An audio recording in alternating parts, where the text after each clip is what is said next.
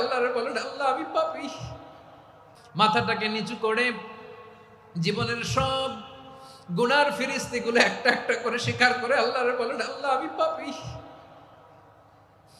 আল্লাহ আমার চেয়ে বড় পাপী এই দুনিয়াতে কেউ নাই। আকাশের নিচে জমিনের উপরে আমার চেয়ে বড় পাপী কেউ নাই। একটা একটা করে আল্লাহ স্বীকার করি আমি পাপী। সব পাপের স্বীকৃতি দিলাম।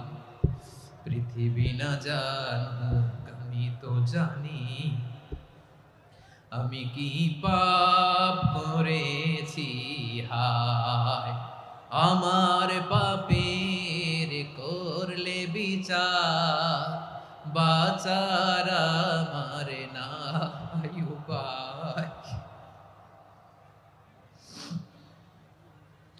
দয়াময় তুমি মাফ করো আমায়, মাফ করো।